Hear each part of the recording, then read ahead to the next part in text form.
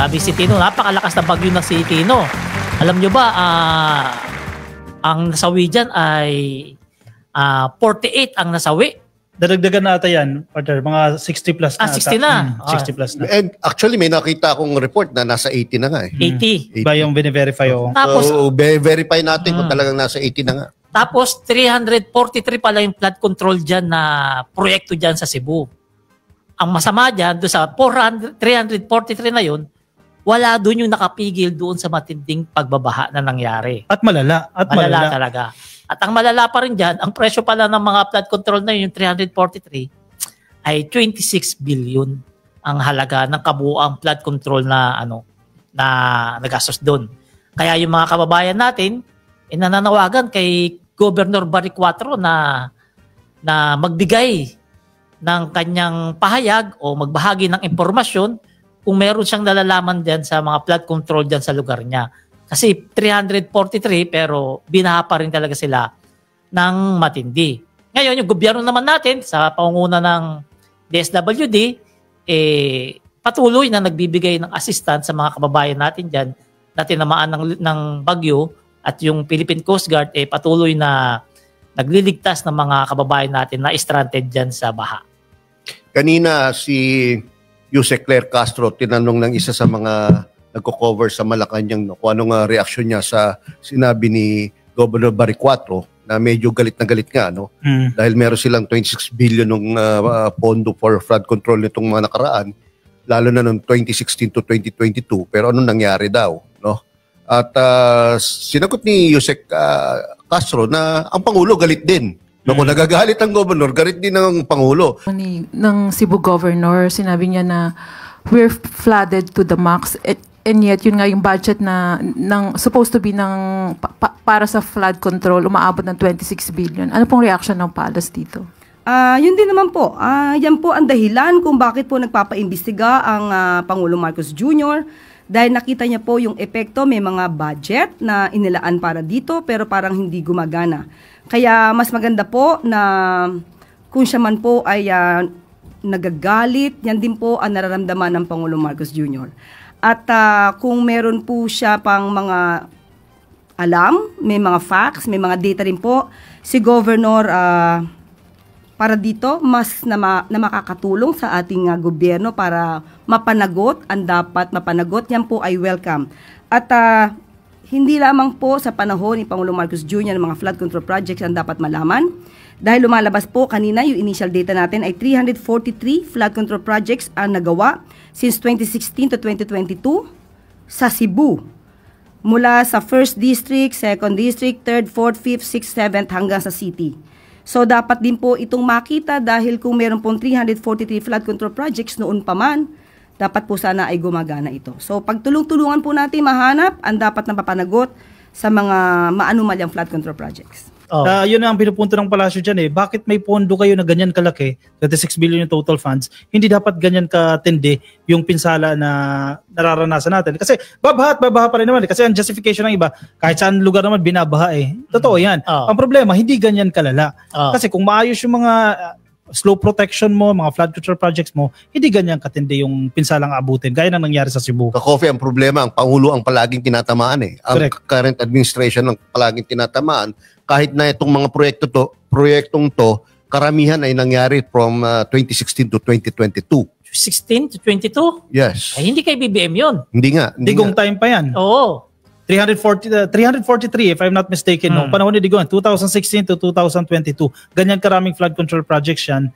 So sana by this time wala na dapat ganyang katinding pagbaha At saka ang laki naman ng pera ng nagastos dyan, 26 billion tapos ganyang katindi yung baha dyan. Hindi ako magtataka 26 billion yan dahil ang total budget sa flood control ng panahon ni Digong ay umabot ng 1 trillion mahigit.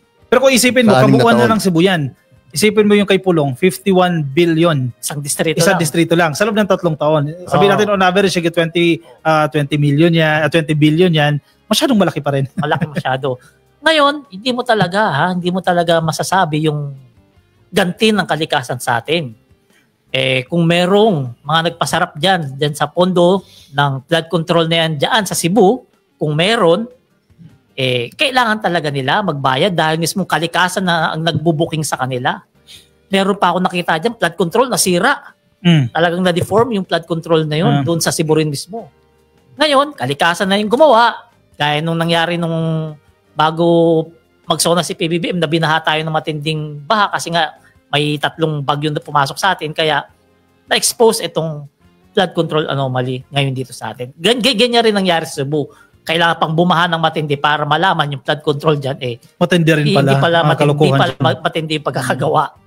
Oh. Actually, ako natatawa eh. Diba? Pero nagsabi, alam mo na, post ko, nakakalimutan ko kung sino nagsabi. Hindi daw si PBM ang nag-expose ng flood control scam. Sino Si raw? Joel. Si Joel ba? Hindi, ang Diyos daw. Si Dr. Mata. Okay. Nagsabi. Ay, doktor na yun? Oo, sabi na si Ang tawag mo doon? ang Diyos daw. Ang doktor na tanga. Ano sabi? Kaya nag-post ako eh. Tinanong ko siya, bakit kinausap ka ng Diyos? Nagparamdam din ba sa inyo? Nagkaroon ba ng apparition ng ating Panginoon? Wala. Para sabihin sa inyo na in-expose siya yung... Wala. Sinasabi pa nga nila eh. Ang punot dulo raw nito, ang tutumbukin daw ng investigasyon ng flood control ay si PBBM. Kasi siya raw talaga yung presidente, command responsibility niya daw lahat dyan, siya daw dapat managot dyan.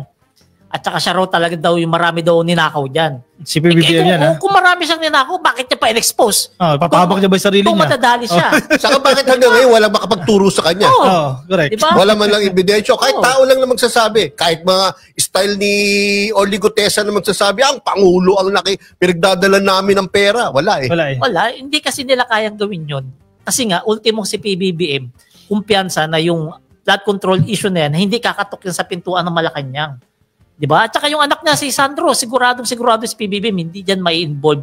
Kasi hindi naman sila magnanakaw gaya nung isa na inamin pa. Diba? Kaya nga nabubulok sa kulungan, kasi umamin na maraming pinapatay, maraming ninakaw, kaya yun, napapahiya ngayon.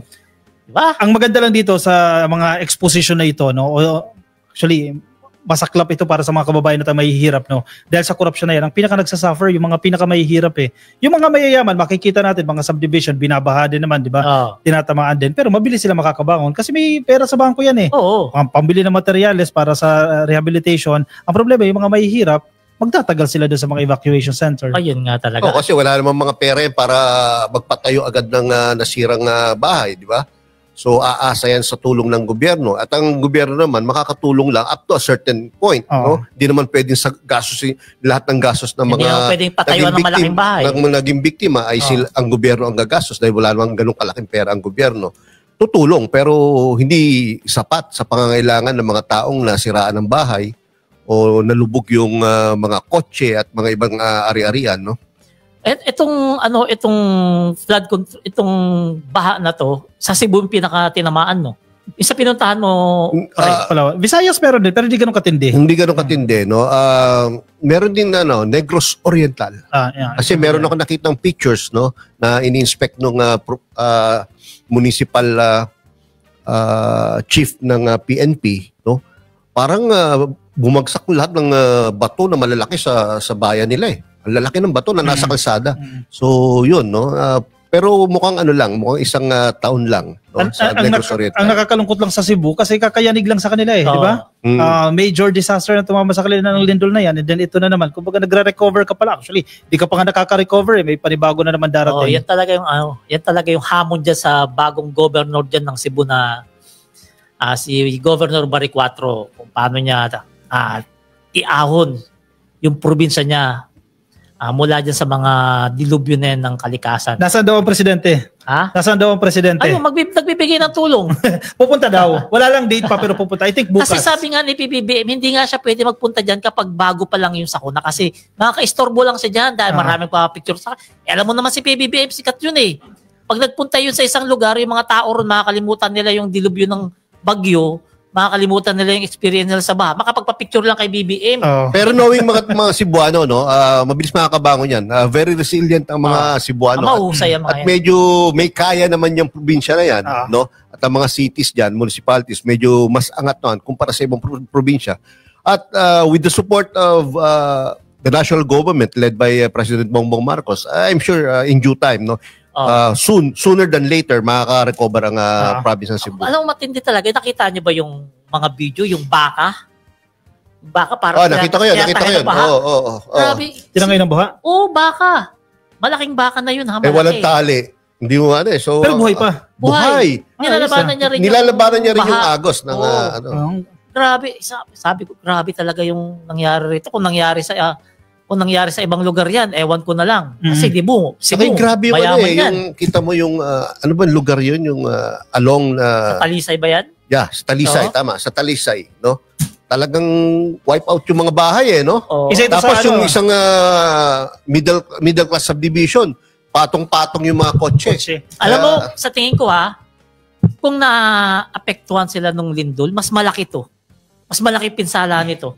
Palagay ko rin. Oo, kasi kita mo saka mas maraming namatay. O kita mo yung town. 66.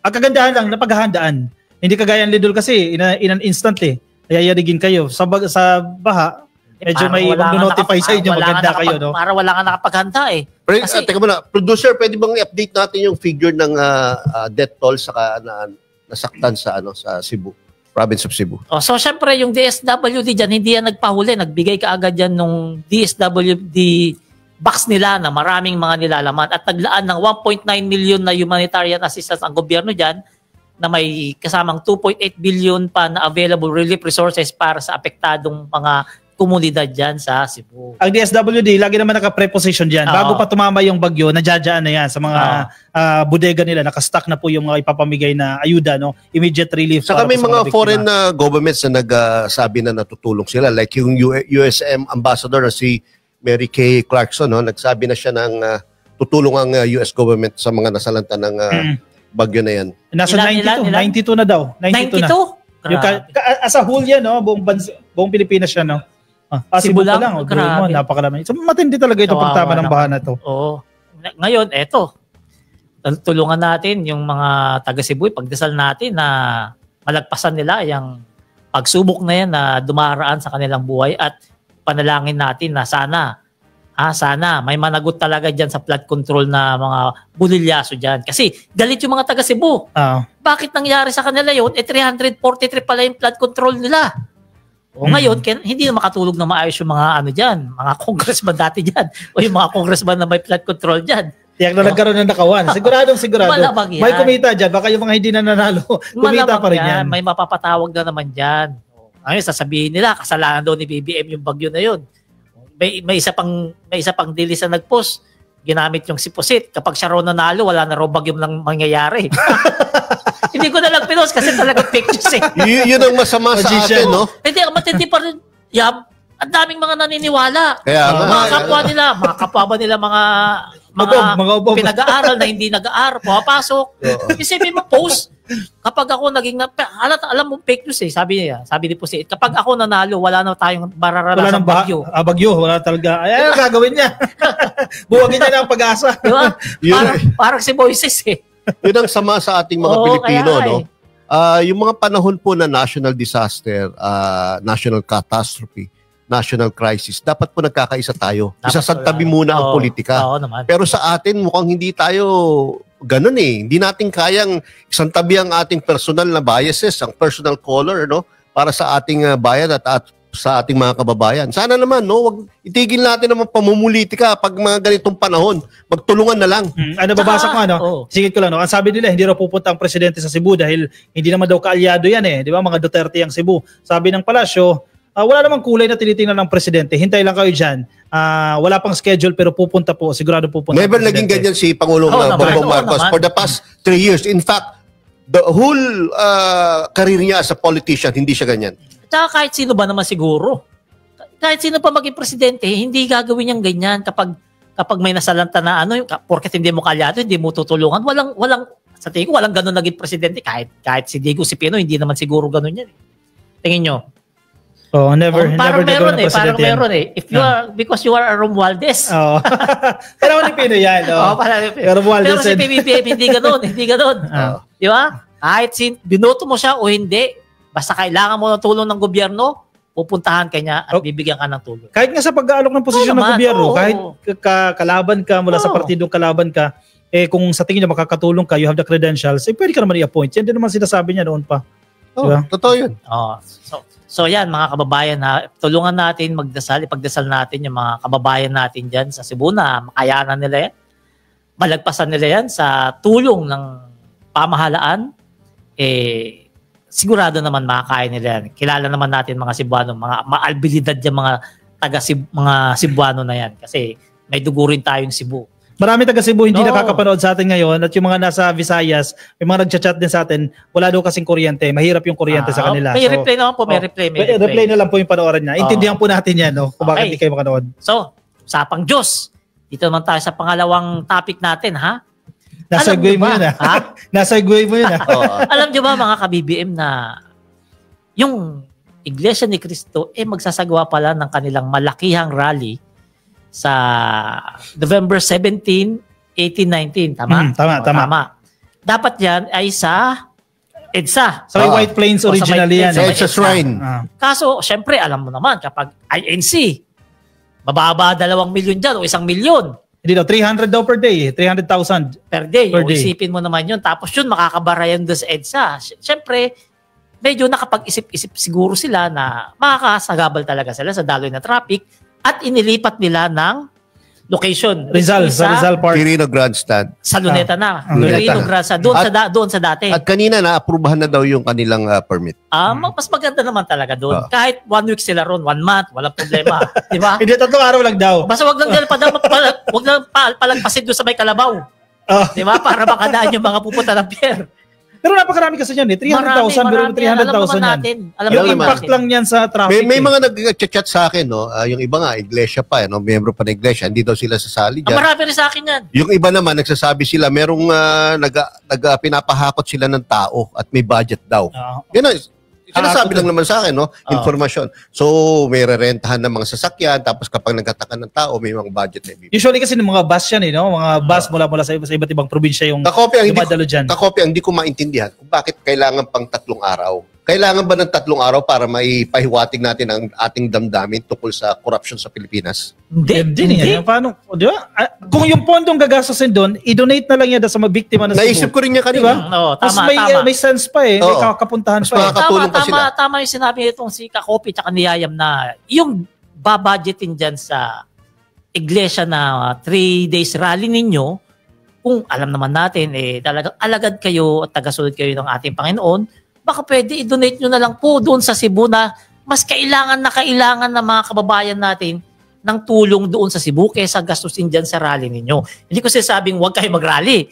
Sa kami lang naman, nagbibigay ng idea na baka sakali, mas kung gusto nyo, mas makatulong. Kasi kung Diba? kikwentahin natin, 300,000, di ba? Sa isang araw lang yan, ha? Oh. Let's assume 150 pesos yung budget kada isang attend. Kasi pakakainin mo yan eh. Oh. Almusal, tanghalian, hapunan. 45 million na agad yan.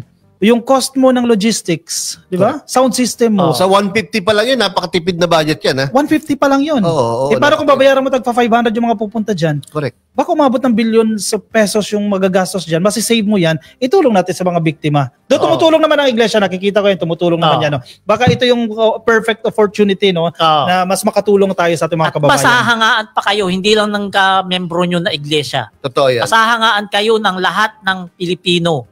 Kahit anong religion. Basta pag ginawa nyo yan, yung gagastusin nyo dyan, itulong nyo na lang sa... Sa totoo lang, meron pa ba kayo maikukomento sa ginagawa ng ating Pangulo? Lahat na nga ng pwede niyang gawin, ginawa na eh. No? Naghihintay na lang po tayo na may makulong. No? Gumugulong na ang hustisya, gumugulong ng filing ng mga kaso. Ano pang gusto nyo? Sipin nyo ha? Kung hindi may ibang motibo. Diba? Ayan ang sinasabi ng mga iba nating mga kababayan. Yan ang sinasabi ng iba nating mga followers na nagko-comment sa mga video na napapanood natin na baka nga raw merong ibang motibo. Kaya gagawin nila yung 3-day rally nila yan na kung tutuusin ay hindi naman kailangan. Diba? Kasi ginagawa naman ng pamahalaan natin para mayroong mapanagot dyan sa anomalya ng flood control. At ba't hindi sila nag-rally nung panahon dinidigong na marami ring anomalya sa Parmali, sa AGK, ba't hindi sila nag-rally? Itong matinoy presidente, ibinubulgar yung mga magnanakaw, magra-rally. Pero kung papansinin mo, no, diba? ang Malacanang hindi kumikilos or walang move na nagsasabing itigil nyo yan. Diba? Kasi freedom of speech nyo yan, freedom of expression nyo, guaranteed pa rin po yan ang ating konstitusyon. Pero yun nga, sana, dahil may mga sakuna, may paparating pa na super typhoon, wag naman po sana maging super typhoon, i-reserve na Pero yung resources. nagpahiwatig ng... Meron pa parating May pa. paparating pa. pero nagpahiwatig si Pangulong Bongbong Marcos nung pagkagaling niya sa South Korea, di ba? Sa isang press con after yung event sa South Korea. Sinabi niya ang problema yung mga naghahasik ng gulo eh. Ay, isa pa yan. Sabi niya, pupunta sa rally, may dalang Molotov bomb. Oo. So, ibig sabihin, katulad nangyari September 21, ibig sabihin, hindi talaga expression of Speech. freedom of expression ang gusto niyang mangyari, kundi gusto talaga maghasik ng gulo, no, para mapabagsak ating gobyerno. Kaso hindi nga yan mangyayari. Hindi yan mangyayari kasi mas maraming Pilipino ang ayaw mawala sa PBBM sa pwesto. Aminin natin yan, konti na lang naman yung mga yan. Kaya nga, taas ng views natin eh. Oo. Kasi konti na lang yung mga yan eh. Kaya nga laki na sahod mo ngayon yan eh. Dami views eh. Totoo naman yun. Salamat po. Malaki, maliit. Malaki. Ikaw ba naman 55 to 65 million views kasi per month, Kasi maraming BBM supporters, maraming... Anyway, na-distract tuloy ako sa sinabi ko. Hindi, ang problema kasi, although hindi naman talaga nila kayang pabagsakin ng gobyerno dahil walang dahilan talaga para mapabagsak ang gobyerno, no? At walang mga factors, no, na pwedeng magbigay sa kanila ng success sa kanilang mga plano, no? Ang mga nakakalungkot doon, meron pa ring masasaktan, meron pa ring madadamay. Correct. At kadalasan ang mga nadadamay yung mga mahihirap. Hindi naman yung mga mapepera, hindi naman yung mga nagpopondo ng mga rallies na yan na naapektuhan eh. At the end of the day, katulad ng yung nangyari September 21, ang kawawa yung mga maliliit, no, yung mga pinangakuan ng 3,000. No? Para lang manggulo. Si Manong na nakulong pa, na nakasaksak. Oo, walang kinalaman. Nagde-negosyo lang para lang pagtanggol yung sarili at sa kanyang negosyo na sinisira at nakapatay tuloy. At the same time, distraction siya sa ekonomiya, distraction siya sa operations ng ating mga pulis. Remember, kapag may mga ganyang rally, may mga additional allowances din yan para sa mga pulis at sa mga rumiresponde dyan. May gastos. May gastos. Yung gastos na yun, kung masisave lang natin yan, again, additional funds sana yan para sa relief operations. Maraming pamilya matutulungan, no, na biktima ng mga bagyo sa ng earthquake. So inuulit namin na hindi po bawal mag-rally. Yan, hindi po bawal kasi karapatan po natin yan. Sa katunayan, binigyan na ng permit yan, di ba? Oo. Pero sana, consider ninyo yung sinabi namin na yung gagastusin nyo dyan, baka pwede i-donate na lang sa Cebu. Pahangaan pa kayo ng buong Pilipinas. Kasi may time pa naman eh. May time pa eh. November 16 pa yan. Isa pa ha, ang sinasabi rin kasi ng Iglesia ni Cristo, yung kanilang liham kay Joy Belmonte, kay Mayor Joy, ang ipapanawagan nila transparency and accountability. Yung transparency na yan yung isinusulong ng gobyerno ni PBBM. Ginagawa na po ng gobyerno yan. So ito, more of reinforcement itong gagawin nila. Pero sana makonsider ninyo yung sitwasyon, may paparating pa na malakas na bagyo, baka pwede nyong i-delay yan kasi long overdue na raw ito eh. Supposedly, last months pa nila gagawin daw yan. Naka-ready na raw dyan. Dumating yung bagyo sa araw ng ano nila. O di nagkabulilyaso pa, nagka-problema pa sila. Sayang pa yung pondo nila. Diba? Exactly. Punta na nga tayo rito kay Panfilo Lacson na senator na pinakamagaling sa ngayon. Yan, eto, paborito natin to eh. Bumalik ito si Senator Panfilo Lacson bilang Blue Ribbon. Babalik. Pero hindi pa official, pero siya na. Siya na yan. Siya na yan. Yan, babalik. Sabihin natin, bumalik na. Si Senator Panfilo Lacson bilang Blue Ribbon Committee.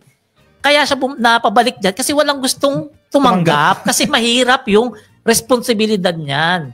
Hindi pwede dyan yung pa-artista na hindi marunong basa-basa, kundi script lang kayang basahin, hindi pwede dyan. Saka palirista siya lang yung medyo may kredibilidad. Oo. Dahil tandaan natin, ang kredibilidad, ang trust rating ng Senado ngayon ay bagsak talaga. At hindi lalo pwede dyan yung director. Director na magaling gumawa ng script na nalalaglagan kapag yumuko. Lalo na naglagwig. Palirista, lalo na yung trapo sa pinaka-trapo. Kaya nga, di ba? Nakamig ba siya? Nakamig ba si Marcoleta? Hindi ko. Siya ba diba nabanggit ko? Hindi naman ha. Hindi ako lang. Wala akong pinagkit na pangalan ha. Sabi ko nalalaglag pag yumuyo ko. Wala ata akong camera, sirata. Yun, ayos na. Wala tuloy ako sa ano. So yan, babalik na kasi Panfilo Lacson sa Lunes, kung di ako nagkakamali, may hearing sila at merong papasabugin na bagong witness na talagang magbabalik na kapalaran ng iba dyan. Ito si mystery. Si mystery witness, no? Ako sa tingin ko dyan, yung isa yun eh. Sino yan? Yung isa doon na talaga, hindi na kasi pa pwede sabihin eh. Tingin ko talaga dyan, may babalik na talaga na kapalaran dyan, na senador dyan. Doon sa pasabog na witness na sinasabi ni Senator Panfilo Lacson. Alam mo, Meron daw meron daw mga records, may mga ledgers daw na ipapakita eh. Meron nga raw. Sino kaya yan, no? Oo. Ah, Pangalanan mo na nga yan. Ang tingin ko dyan is either a congressman or DPWH official. Pili ko congressman na Either. Committee on Appropriations, member ng Committee on Appropriations. Posible. Pumasok din sa isip ko yan eh. Akala ko kasi si Zaldi ko eh. Pero mukhang malabo-labo eh. Kasi narinig ko yan eh. Nakausap na lang ni Lacson yung tao na yan. And kung makukumbinsi siya na ipipresenta niya yung kanyang sarili, talagang mga bombshell talaga, pasabog yung sasabihin niya eh. Ako, maraming So okay na yun, kaysa naman si Orly Gutesa ang magkapir na naman dyan, no? At bolahin na naman ang taong bayan. Sa tingin nyo, nasa na kaya yung bugok ngayon? Nasa na yun? Nagtatago na dahil hindi naman pakita yung mukha niya sa sobrang kahihiyan eh. At ano masaklap pa, baka makulong pa eh. Kulong Kasi talaga yan. Pinapa-investigahan na yung mga pamimeke dyan sa affidavit eh. Kulong talaga yan. Isipin mo ha. Isipin mo.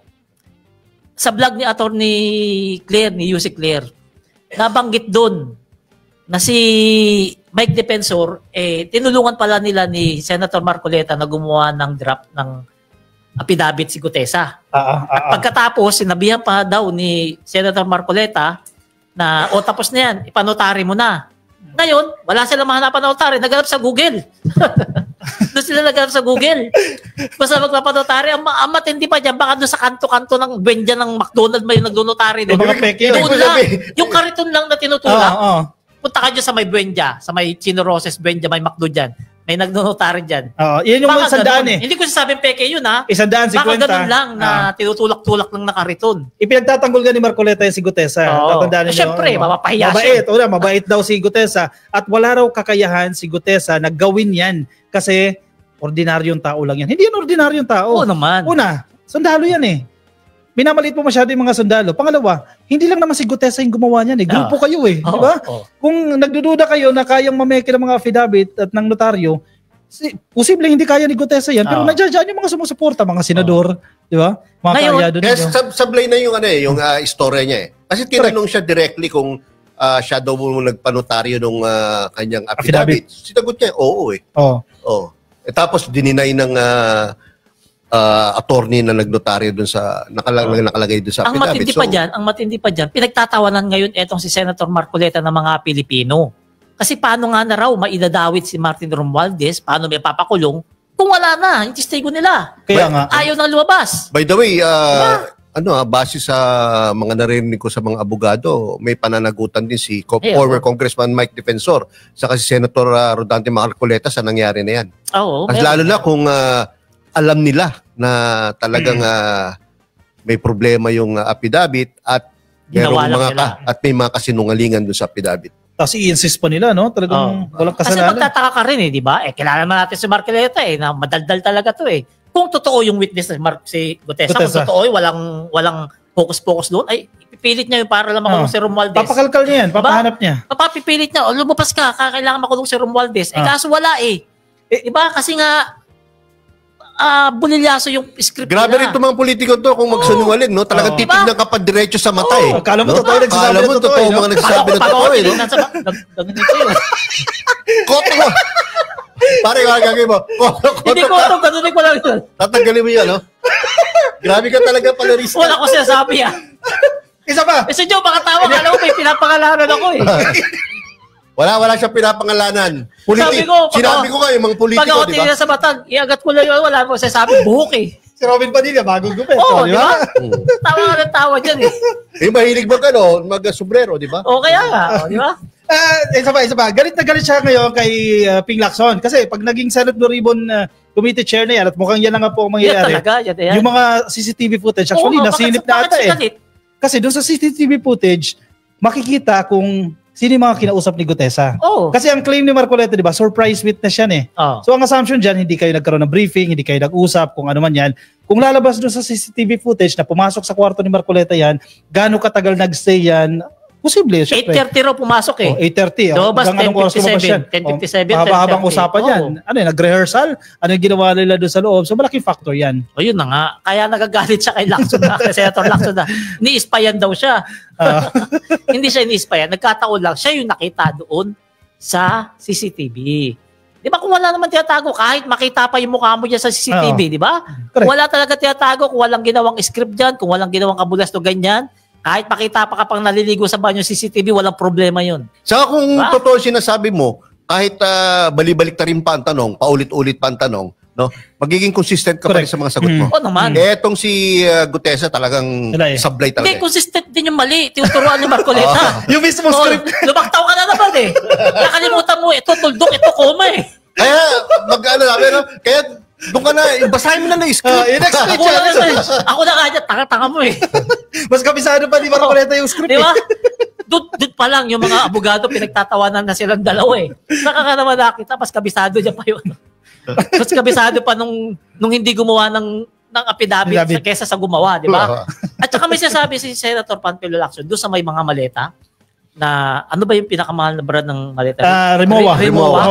Yun parang yung ginamit. Dan-libo. Ang dami. 48 pieces na Rimowa. Grabe. Ang presyo yata 100. 125,000 isa.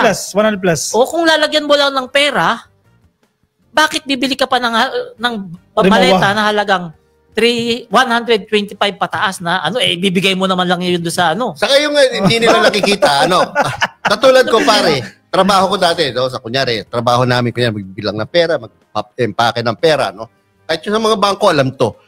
Kapag meron kang empake na ganyang kalaking pera, kunyari 2 billion mahigit, kukuha ka ng mga lalagyan na pare-pareho. Like, di ba? Kunyari box, pare-pareho. Para mas madaling mag-account ng pera. Ngayon, kunyari sa isang box, assuming sinasabi niya 48 million na isang box. Pare-parehong box yung 48 million ang laman, hindi mo na kailangan lagyan ng post-it bawat isa na 48 million. Oo, kasi pare-parehas naman ang itsura. Pare-parehas naman ang itsura, pare-parehas naman ang amount. Ang tanga mo naman. At saka, bakit post-it? Ang post-it mabilis matanggal. Kaya nga, mabilis tangilin. bakit post-it? Pwede mo lagay ng pen and pen yun. Lalo kung sinasabi niya na Hindi, wala raw budget eh. Minsan sinasabi niya box, minsan sinasabi niya maleta. So, iba-iba din. So, tama si Senator Lacson doon, Kung kukuha ka ng lalagyan ng pera, dapat yung mumurahin lang. Kasi pamigay mo na rin yun. Ibigay mo na rin yun. Dapat ganyan karton Hindi lang. mo naasahan na kukunin mo pa yun ulit di ba? Mas may eksperto pa sa Alcantara naka-Lucky Me box lang eh. So, ang dami talagang improbabilities doon sa kanyang sa kanyang. Even si Kerubin, si Ariel Kerubin, Colonel Ariel Kerubin ng Marines din. Sabi niya, yung ibang sinasabi ni Gutesa, hindi rin ka panipaniwala. Kasamahan na nila sa Marines yan. Kaya nakakapagtaka itong si Bato, ini-insist niya, may credibility yan dahil naging sundalo yan. Pero nung una, sinabi ni Colonel Kerubin, na medyo kamag-anak namin na malayo yan, sinabi niya na hanga at proud siya kay Gutesa. Pero ngayon, iba na ang sinasabi niya. Mapahiya siya pag pinanindigan niya yun. Kasi, totoo. Yan yung sinabi niya ata kay kung sino ba nag-interview sa kanya, sa bilyonaryo. Corina Sanchez ata. Si Corina Sanchez. Pinky Web, sinabi niya na at least ngayon sinasabi niya na yung totoo. Mukhang may problema. Siya na mismo nagkumpirma na wala si Gutesa doon sa Marines. Kasi Marines yan si Colonel Kerubin eh. Hindi pwede magsinungaling yung mga yan sa kapwa nila Marines. So yun mga ka-BBM tandaan natin si Senator Panfilo Lacson na yung babalik na Blue Ribbon Committee chairman. Yan. At matindi ang gagawin na ito ngayon sa hearing sa Lunes. Diyan uli natin makikita yung mga panibagong development dito sa flood control investigation dyan sa Senado. And sinasabi din ni Tito Soto na next week, actually magkikita talaga sila ni Speaker Martin Romualdez para pag-usapan yung upcoming na investigation ng Blue Ribbon Committee. And out of kasi may parliamentary courtesy, di ba? Iniimbitahan din kasi nila si dating Speaker Martin Romualdez. Idadaan nila yan kay Speaker Boje D. Na kay naman, nasa leadership naman ng HOR yan, kung i-allow nila yung presence ni Representative Martin Romualdez. Makakapal yung mukha ng mga mga pastor na nagpupolitiko eh. Oo, nakakapal talaga mo kasi dalawa yung pinagsisilbihan mo, pwede ba yun? Diba?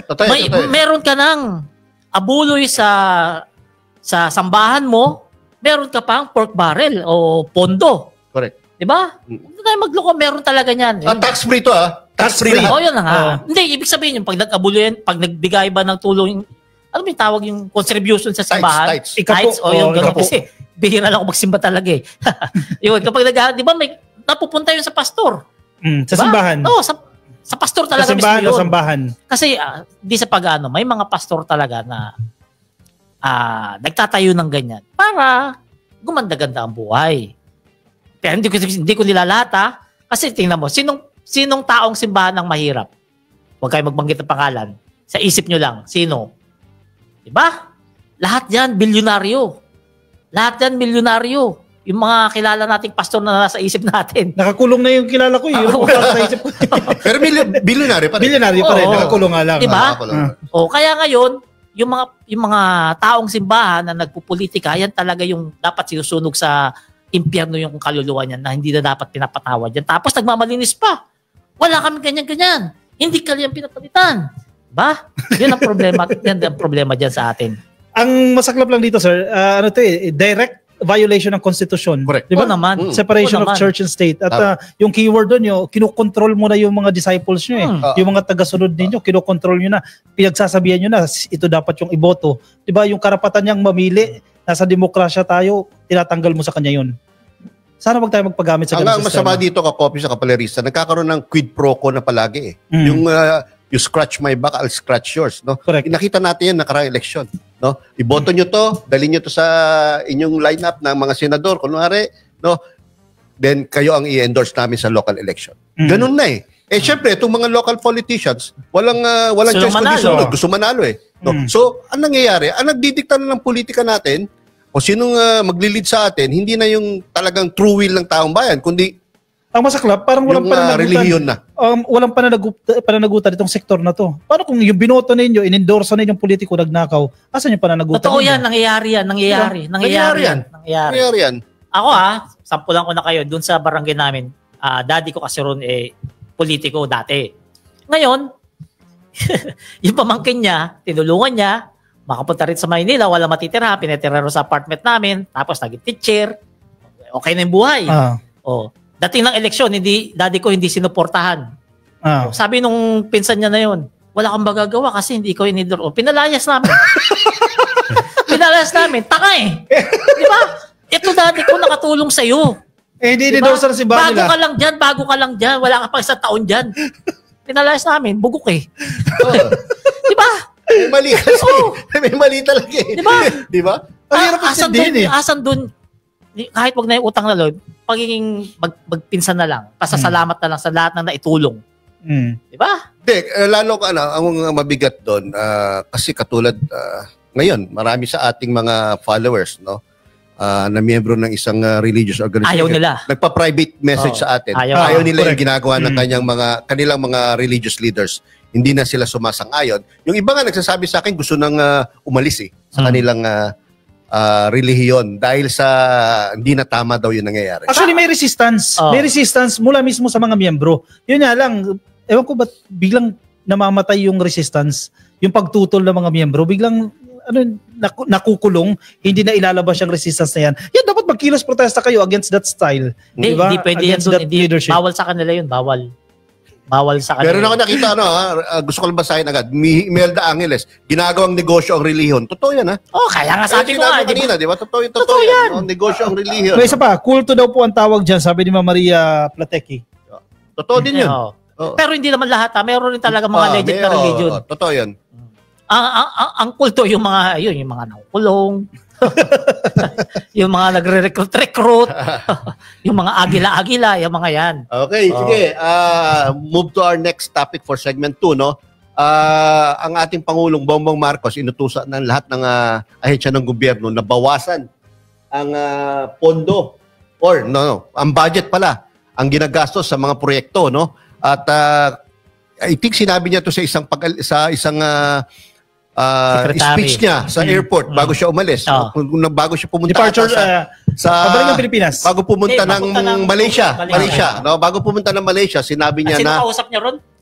Yung mga sekretary niya at sila si Secretary Vince Dizon, na bawasan ng 50% ang mga materials na ginagamit yung halaga ng materials na ginagamit Project sa mga projects, no? Kasi napansin ng Pangulo, no, at sa report na rin ni Secretary Vince Dizon na overpriced yung mga materials, no? Ibig sabihin yung bill of materials, di ba? Andiyan nakalagay lahat ng mga materials, overpriced na overpriced. Correct. Yun ang nakita nila. Like yung mga asphalt, yung mga semento, yung mga sand, no? Lahat yan, mga bakal, no? Lahat overpriced. Kaya kung magagawang may reduce yan by at least 50%, malaki ang masasave ng gobyerno. Pinakagan yung kalahati. Yes, ang target ni Sec Vince Dizon is around 30 to 60 billion ang matitipid for next year. Imagine 30 to 60 billion, marami ang matutulungan yan na kababayan natin kung dadali na lang sa ibang pagkakagastusan yan. Alam nyo mga ka-BBM, meron niyang isang proyekto nung nakaraang buwan ko lang na panood, hindi ko lang na-i-vlog eh. Isipin mo, bumili ng 1,000 sako ng semento, doble yung presyo. Pagpalagay, magkano ba semento ngayon? Parang 250. 200 plus. 200 o 400 yung presyo. Pagpalagay mo, 500 na para walang butal. Tapos, 100,000 na sako. Dami nun. Magkano kinita doon? Diba? Iyan siguro, yung isang dahilan, kaya ginawa ni PBBM yan, na kalahatiin na lang yung presyo. Actually, may nakausap ako mula opisyal sa DPWH na wag natin pangalanan yan. Ang pinupunteriya niya, may malaking pagkukulang sa leadership ng DPWH. Kasi yung listahan na yan ng mga... Pero hindi kay Dizon yan. Hindi, parang digong. Actually, bago si Secretary Vince, kasi centralized eh. Kung ano yung presyo ng Metro Manila, yun din ang presyo sa Mindanao, di ba? So yung mga sinasabi nila, kami dito sa baba o kami dito sa taas, para di tayo mahuli kung taga saan yan, sinusunod lang namin kung ano yung magkano yung presyohan ng semento. So, ang problema, yung pinaka-central office. Kasi kayo yung nagsiset niyan eh. Pinag-uusapan ninyo magkano yung presyo ng semento. Wala naman magagawa ibig sabihin, sa pagdidesign pa lang ng proyekto at pagkukosting pa lang, may intention na talagang makapagnakaw itong mga taong to. Correct. Yan ang iiwasan na. Kaya isa sa mga reforma na gagawin ng ating gobyerno, no, through DPWH Secretary Vince Dizon, ay tingnan ang mga specific prices ng mga materials na ginagamit sa mga proyekto. Para siguradong mapababa ang halaga ng projects. Mahirap yung trabaho ng Sec Vince, gagaya niyan. Kalahati na lang yung presyo. Ano yung tawag doon sa steel piping ba yun? Binabaon? Hulog. Steel piping. Okay. Pagpalagay mo na lang 1,000 pesos yung isang gano'n, napapalagay natin. Okay. 1,000 nga binayaran. Talagang totoong 1,000. Kung kalahati lang ibaon. 750 na. Paano pa malalaman yung mga ganyan? Kaya kailangan ng hamon talaga dyan kay Sec Vince Dizon, yung mga tao niya sa ilalim, tapat sa kanya. Isa pa, yung mga construction worker, nakausap ko, no, yan yung mga nagpapatakas sa mga tanso, mga bakal, nilulusot nila. Ang sinasabi nila, yung mga boss nga namin matagal sa taas na yan, ganyan. Nagnanakaw eh, di kami pa. Matagal na yan, ganyan. Tama ka, matagal na yan. Kaya sinabi ni Secretary Vince Dizon, no, dekadang sistema na yan. No? Kaya hindi po pwede talaga sabihin na ngayon lang administrasyon ni Pangulong Bongbong ng Marcos nangyari yan. Dahil matagal na pong kalakaran. Bata pa tayo, kalakaran na yan eh. Alam mo yung bata ka, sanggol pa ako nun pre. Totoo naman yun. Hindi, alam niyo yung mga copperware na ginagamit sa mga pang-wiring? Yung tanso yung lagayan niya. Box na may butas sa gitna. Yun yung paboritong nilanakaw. Isikwat kasi madaling. Tsaka mabilis ibenta yun eh. Mahal yung bentahan ng ganun. 250 per kilo nun eh. Yan ang dapat na trabahoin talaga ng Sec Vince. Paano niya ma-avoid yan? Dapat loyal yung mga tao sa ilalim. Alam niyo ba kung magkakatotoo sinasabi ni Secretary Vince Dizon? No? 1,600 kilometers na konkretong kalsada ang pwedeng gawin. Yung matitipid. Tapos 1,600 kilometers. Napakahaba niyan. Kalsada at 1,000 kilometers na dagdag na asphalt road. Pag asphalt overlay. Manila Bicol, ilang kilometro ba? Manila to Bicol siguro mga 500 to 600. Tatlong ganun. Kilometers lang yan. Tatlong ganun, di ba? Totoo yun. Tatlong ganun. Isipin mo At kapag nagawa yung Bicol Road na yan, talagang Quezon to Bicol Road na yan. Maganda na, no? Napakaganda na. Talagang maganda na. Dahil ilang dekada Ano ba yun? Hindi magawa. Yung kalsada doon? Lagi sila eh. Lagi binabakbak. Di ba? Nagpunta tayo nung... Hindi, may ginagawa ng na flyover Saan? Di ba sa Lopez Quezon ba yun? Flyover? May flyover na dyan. Sino ba nakapunta na? Hindi pa ako nakadaan dyan. Baka ginagawa na. Di ba may flyover na hindi matapos-tapos hanggang ngayon? Hindi, palerista nung nagpunta ako dyan after... yung alyansa, daanan mo yun. After about 2 decades, nakapunta ako dyan sa Bicol area na yan. No? At from Quezon to Bicol, talagang may susumpa mo. Lalo na nagdala ako ng sarili kong sasakyan. May susumpa mo talaga. Lalong-lalo sa Atimonan. Binabakbak pa rin kasi iba eh. Sus, parang pinakyaw nila lahat ng lubak dyan eh. At ang isang maganda pa rito, no, ang sinasabi ng presidente, hindi lang sa mga projects ng DPWH. Isasama na po yung iba pang projects ng gobyerno. Halimbawa, mga irrigation. Yan, malaking ano din yan. Mga Farm to market roads. Yan, mga ospital. Kasama din yan na pinapareduce yung cost. At ang strategy dito ni PBBM, no, yung nasave mo dyan sa mga infrastructure projects na yan, ilalagay mo doon sa socio-economic services. Ito yung sa health, sa education. So, maraming nakikinabang. Di ba? Bakit hindi na naman nagawa ng kabila? Yung iba yan. Bakit si PBBM na nakagawa niyan? Nakafocus sa Chugi Tukhang. Diba? Kasi kala nila ang leadership, ang management ng Pilipinas tukhang lang. So, ibig sabihin, bababa na yung gastos ng gobyerno sa mga proyekto. Kasi kalahati na yung presyo eh. Correct. Di ba? At yung matitipid, ibibigay doon sa mas mga nangangailangan na mga proyekto para ikaunlad ng buhay ng mga kababayan Pero natin. Kakopi, merong dyan, may mga nagkokomentong mga analyst tungkol dyan, mga political scientists tungkol dyan sa tokhang-tokhang focus na yan. Kasi kaya daw ginawa mag-focus sa mga tokhang-tokhang para hindi mapansin yung mga pagnanakaw. Pwede rin. Hindi rin. Umami naman siya eh. Front lang, no? Front lang.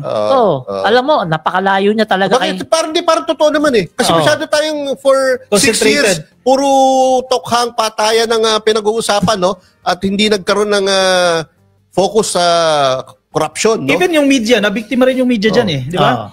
Nadala nila yung media, dito kayo, concentrate kayo. Samantalang ang sabi nun, no? Just a whiff of corruption. Whiff lang. Ibig sabihin, parang maanuhan ka lang ng ano bang whiff sa Tagalog? Yung kahit whipped cream. Hindi, kahit mahanginan ka. Parang ganun eh. Parang mahanginan lang. Mahagip. Tama. Mahagip ka lang ng corruption yung ginagawa mo bilang government official, no? Tatanggalin ka na o kaya kakasuhan ka na. Awa ng Diyos, sa loob ng 6 na taon, walang naipakulong. Wala talaga. Alam mo, nauto talaga yung mga, ako hindi ko naman kasi binoto yan eh. Nauto talaga, marami talaga nabudol yung dating presidente na yun. Totoo. Marami. Kaya kinukumpara siya ngayon kay PBBM, sabi napakalayo. Yung dating presidente, kukulang ni BBM, nagupit pa ng nail cutter. Ganon katindi. Paliris na Kakopi. Speaking of budol, yung mga nang budol na to, no?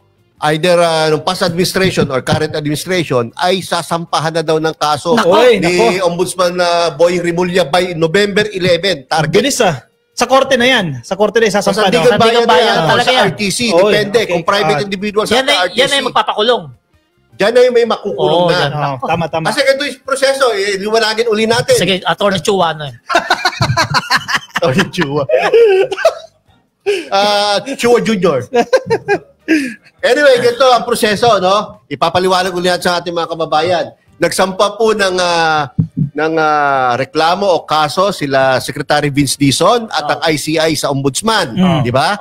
Pagdating sa Ombudsman, imbisigahan ng Ombudsman 'yan, no? Kapag meron nakitang probable cause, no, or certainty of conviction na ebidensya ang Ombudsman, no, isasampa na nila 'yan sa Sandigan Bayan. Kapag naisampa sa Sandigan Bayan, ang Sandigan Bayan o kaya ang RTC na ang mag-i-issue ng warrant of arrest. Kaya mukhang tatama si Secretary Vince Dizon na bago magpasko ay magkakaroon ng mga arrest. So, ibig sabihin yan, habang dinidinig sa Sandigan Bayan yung kaso nila, kulong sila. Kapag non-bailable. Itong mga kaso na to, plunder, non-bailable. Assuming hindi gagamitin ni Boying Rimulya ang plunder, kundi ang, kasi narinig ko rin siya sinasabi, medyo mahirap patunayan ng plunder, kaya malversation ang mga gagamitin, no? Meron ding non-bailable offense yan. So, kaya iba, mag-abroad na talaga yan eh. Kaso bawal sila, di ba? Naka-lookout bulletin. Naka-lookout bulletin na sila. Hindi, kapag may kaso na, hindi na lang lookout bulletin yun. May mapapalitan ng whole departure order na yun. No? Kapag may kaso na sa korte. Nako, malapit-lapit na pala. Masira ang Pasko ng mga sangkot dyan sa flood control na yan. Marami daw yan. Parang 30 cases daw po. 30? Mahigit 30 na kaso po ang sa DPWH ito. Ang kasalukuyang nasa preliminary investigation pa. Kaugnay sa mga irregularities. At inaasahan ni Secretary Vince Dizon na abot ng mga 50 to 60 na tao ang may issue ng warrants of arrest. Oh, kaya ang hiling ng karamihan natin, Pangulong Bongbong Marcos, kung alam naman namin na napapanood mo itong podcast namin. Ang hiling ng karamihan, pagbigyan mo yung mga kababayan natin, kahit senador man lang. Isang senador lang. Oo, tapos Huwag na isahin. Dalawa tapos na. next year na yung next year apat kaagad next year. Kahit ngayong taon, kahit isa lang, next year apat kaagad. O kahit congressman. Senador na kaagad para makita natin yung yabang nila. Pero mga Diba? kababayan ito po, ang ginagawa kasi ng ICI saka ng DPWH, no? And even NBI, kasi so kasali rin yan lahat, no? Lahat na po yan kasi pwede magkaso talaga o mag-file ng kaso. No? Kung ano yung meron na silang ebidensya na palagay nilang mananalo ang kaso, inuuna na yun. Inuuna nila. Habang ano po, every week, kapag meron na silang nabibuild na case, no? Meron na silang mga ebidensya, file na sila Sampagad. ng pas. Diyan po pasok yung special court na sabi nyo nun. Yan, dyan ba yun? Yan, Pag- dyan na. papasok yun. Kasi kapag kunyari, na isang pa na nga sa RTC or kaya Sandigan Bayan, dyan napapasok yung plano ng Sandigan Supreme Bayan Court. saka ng Supreme Court. Yun lang yung hahawakan. Yes. Walang Priority istorbo, lang nila walang yun. malaki. Wala. Yun ang kagandahan dyan. December talaga, December, may makukulong pala talaga. Kaya ang yan. PNP dapat mag-ready na rin ng para sa paghuli, no? Oo. Dapat tiyak yan, magkakaroon ng mga tracker teams yan. Oo. Ako baka yan yung maging... Hindi, saka CIDG ang babanat yan. Oo. Sigurado ako CIDG yan. Malamang yan. Malamang Either yan. CIDG or NBI. Magtutulungan yan para arrestuin Si yung mga General yan. Torre kaya, Baka. May eksena Baka, kaya dyan? sana. Hindi, kailan Hindi. ba magre-retire yun? Next year pa. Next year pa yan. Next year. March Kung pa. malay mo, may dalawa pa siyang senador na mabingwit dyan. Diba? Di natin masabi. Ano yan? Wala na yan? Basa na comment? meron pa. Ayan, sa Davao. Ano yung Davao? Ayun pala, kanina. Yung kanina. Oo, Grabe. mga kababayan, no, kanina po, nagpunta si former Chief PNP General Asurin, Asurin. no, na ngayon ay ICI advisor, no, and special investigator, advisor, no. Kasama pa nga dyan yung undersecretary ng DPWH ba? Oh. At si Mayor Magalong, no? At meron silang dalawang lugar na pinuntahan, no? Diyan sa Davao City. And ang swerte ng Davao City dahil sa dalawang chinek na projects na yan, parehong may sablay. Ano ka mga DDS mapapahiya? Akala ko ba na Singapore yan? Kaya nga sabi ko sa post ko, akala ko ba walang anomalies dyan sa Davao City? Dalawa pa lang ang Di chinek. baka naman, invento mo lang yan, Yam. Hindi ako nag-invento. Nakita ko yun Sa balita. sa mga balita. No? Hindi tayo nag-invento dito Talagang sa sa podcast Davao natin. City, Davao bunilasa yung City, ano, Davao City. pinuntahan, Davao City. Una-una, makikita mo naman meron akong video niyan, kahit short video lang. Tinignan nila yung rock netting project ng isang slope dyan sa Davao City para hindi bumabagsak ang mga bato o mga lupa no, sa daanan. Ginamit parang yung chicken wire. Mas makapal ng konti. Oo. Ano tawag yung square? Cyclone.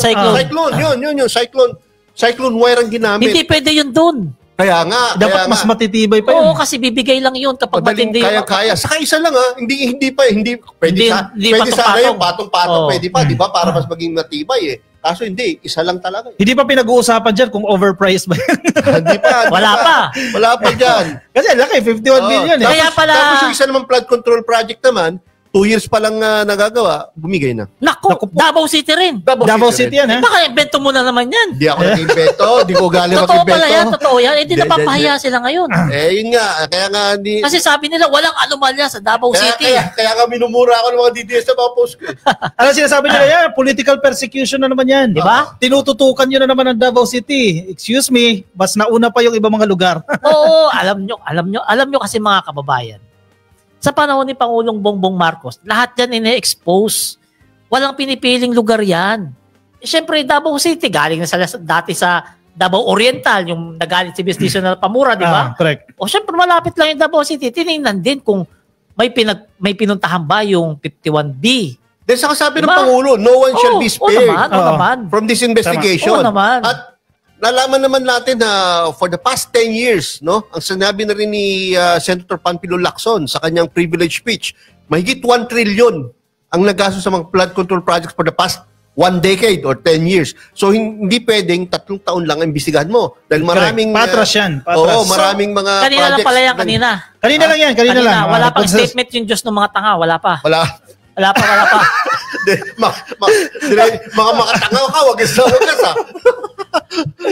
Wala pang ano yung Congress, wala pa. Wala. Ako, paano niya kaya sasaligid niya? Sabihin na naman, pinag-iinitan. Malamang bukas. Pero hindi niya pwede sabing inibento, no? Hindi niya pwede sabihin Dahil baka sabihin niya, nililihis nyo sa mga tunay na talagang mga nagnakaw. Sabihin na, dapat mag-focus kayo sa disaster response. O kapag gumanyan, palakpakan yung mga bugok eh. Diba?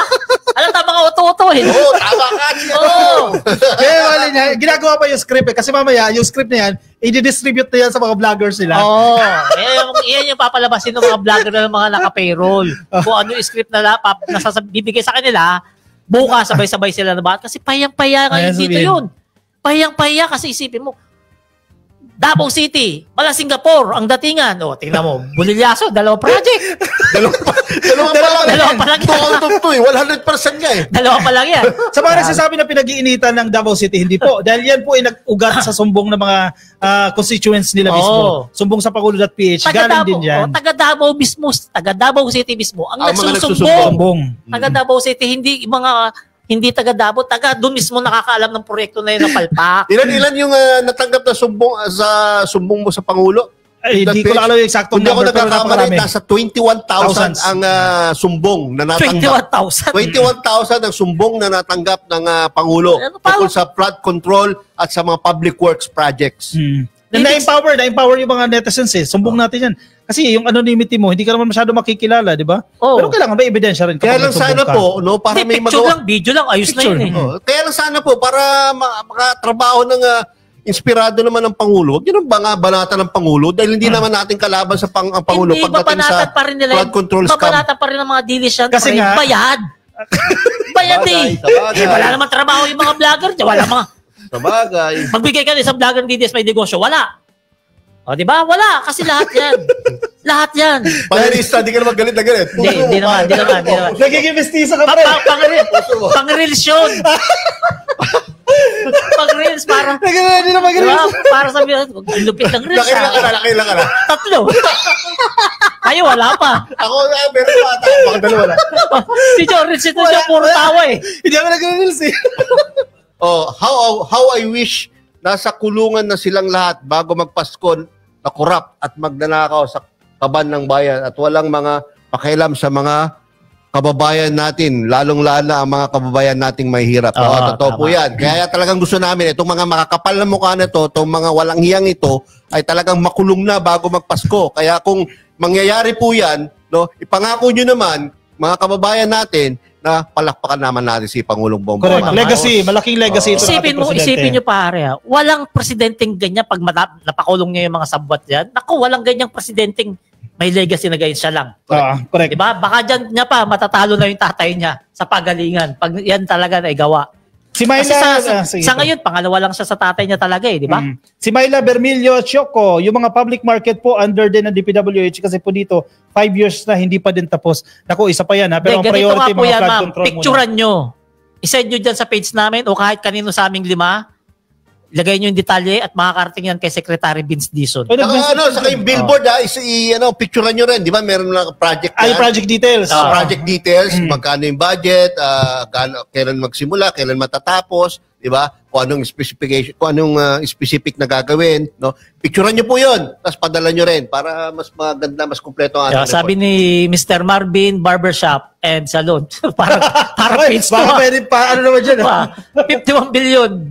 51 billion ni Pulong, saan napunta? Tapos sasabihin nila bakit iniimbestigahan ang Davao?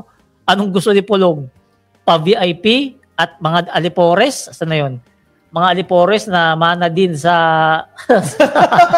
bawal sabihin niya tanga, bawal sabihin. Tsaka yung bobo. Naka-filter tayo dito. Ayun na nga ano dyan eh. Yun, marami talagang sasabit dito sa ginagawa ni PBBM na to. Tandaan nyo 3 taon pa lang siya. May 3 taon pa. Sus, maraming maatake, hindi ito ma-high blood. Ito, si Lourdes Genovtan, ano kaya ang pakiramdam ng mga corrupt na politician at officials sa nangyayari sa Cebu? Sana man lang may guilt. Medyo kinakabahan na po ngayon yan dahil mauungkat ang kanilang mga ninakaw. Hindi sila nalulungkot dahil binagyo yung lugar nila. Kinakabahan sila kasi after noon, madadali sila. May imbestiga sila. Pati mga kontraktor kakabahan din mga kontraktor. Sigurado yan. Galit na galit sila sa Bagyo Bakit nakasabay ka pa? Imbes hindi kayo masisilip Iboto nila yung isa. Pag ako na presidente, wala na tayong Bagyo. Pero naisip ko, Coffee, Palerista, baka yung mga involved sa corruption na yan, baka gusto rin nilang may mangyaring hindi maganda sa rally. Ng, sigurado. Kasi pag nagkaroon ng mga kaguluhan at mapalitan ang Pangulong Bongbong Marcos, tapos agad na kanilang problema. In short, i-hijack nila, no? I-hijack nila yung rally. At tutulong sila at baka pwede nga pondo pa yung mga yan. Secretly, magpondo pa ng mga kaguluhan. Pero hindi mangyayari yan. Iglesia lang yan, hindi yan mangyayari. Correct. Iba yung Katoliko, pag kumilis yung Katoliko, ang dami yan. Iba yan, hindi yan.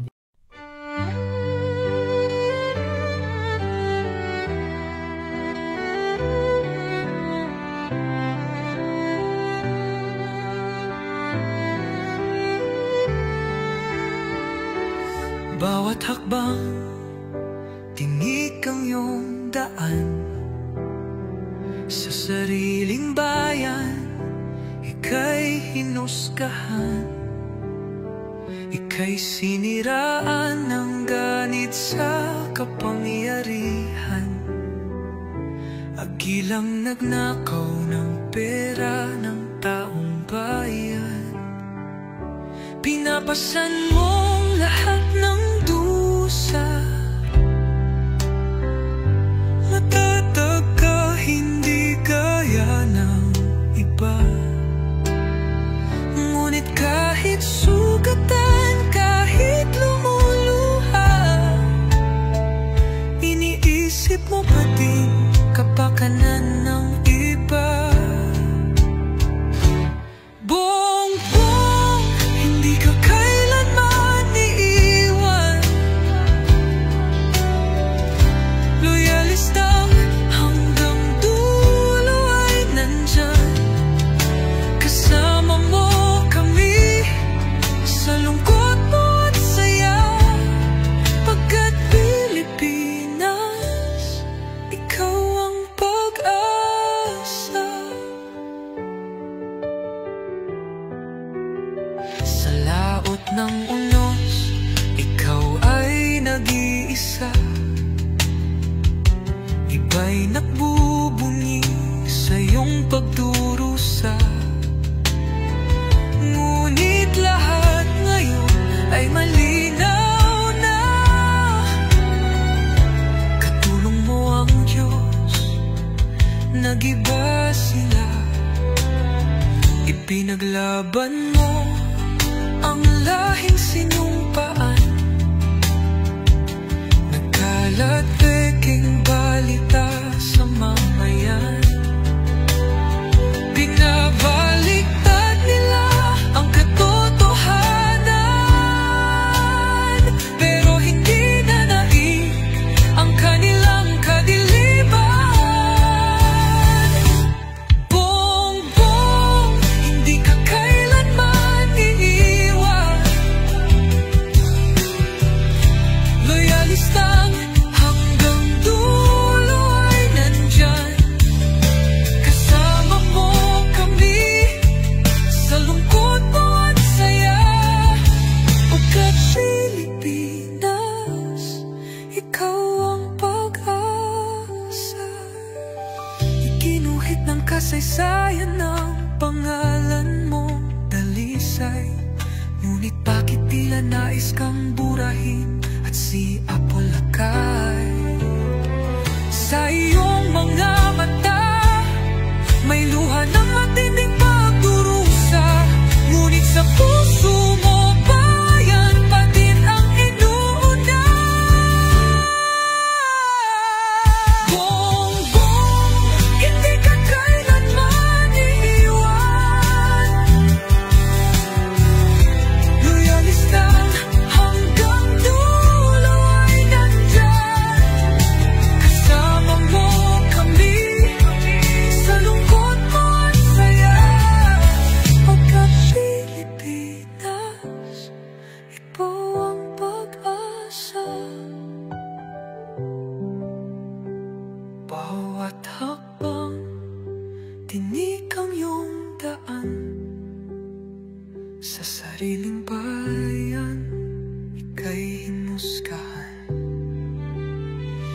ika'y siniraan ng ganit sa kapangyarihan. Hakilang nagnakaw ng pera ng taong bayan. Pinapasan mong lahat ng